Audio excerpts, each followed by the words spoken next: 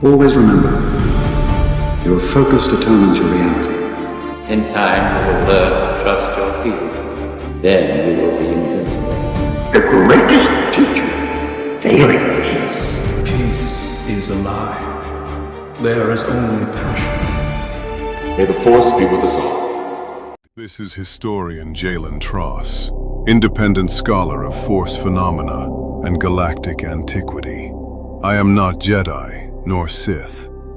I serve only the record and the truth buried within it. The Kyberkron's entry you are about to hear was opened by veteran archivist Fishwick David, 5408. The subject is one whose influence has outlived empires, orders, and even memory itself. Freedan Nadd. Unlike many Sith Lords, Nadd did not begin his life in darkness. Fragmentary Jedi archives indicate he was once a Padawan of notable promise. Intelligent, driven, restless. Where the Order taught patience, he hungered for immediacy. Where they preached balance, he perceived weakness. Eventually, ambition overcame obedience. Nadd abandoned the Jedi Order and ventured into the forgotten reaches of the galaxy, searching for the lost knowledge of the ancient Sith. What he discovered was not merely ruins, but a presence. The lingering consciousness of the Dark Lord Naga Sadow. Sadow's physical form had long since perished, yet his spirit endured, bound to temples and relics steeped in the dark side. Through these conduits, he instructed Nadd in Sith sorcery, alchemy, and domination. The apprentice did not simply learn from the ghost, he was reshaped by it.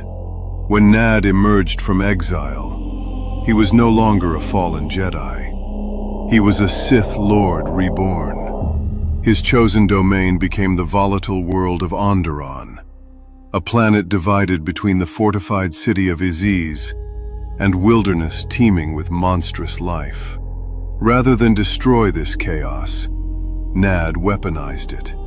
He subdued the beasts, bent them to his will, and presented himself as a divine protector.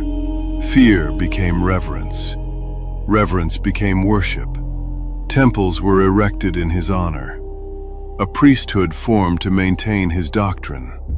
Nadd did not rule merely as a tyrant, but as a god-king whose authority transcended mortality. And mortality did come, yet death did not end his dominion. Nadd's tomb was constructed as a nexus of dark side power, ensuring his spirit would linger. From this sepulchre, he whispered to future rulers, corrupting the bloodline of Onderon's monarchy and guiding events long after his physical demise. Centuries later, a militant sect known as the Naddists rose in his name. Their revolt destabilized the planet and drew the attention of the Jedi Order. What followed would ignite one of the most devastating conflicts of the era.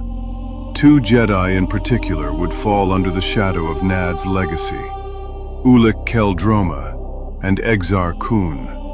Through ancient artifacts, lingering spirits, and forbidden teachings, the long-dead Sith Lord helped catalyze the Great Sith War.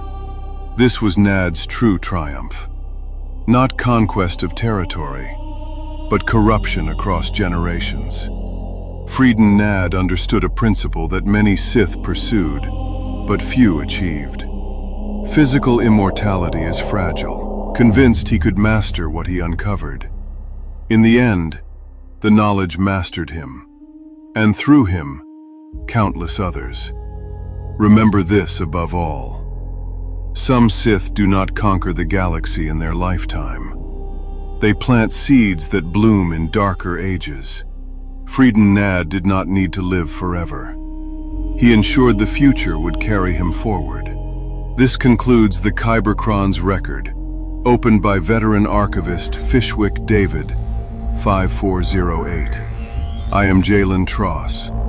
May the Force, in whatever form you believe it takes, grant you wisdom enough to learn from history, rather than become its next cautionary entry.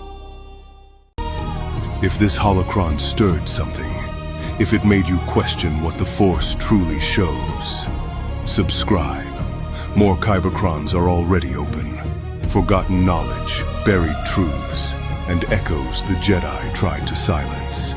You'll find them waiting in the playlist on your screen.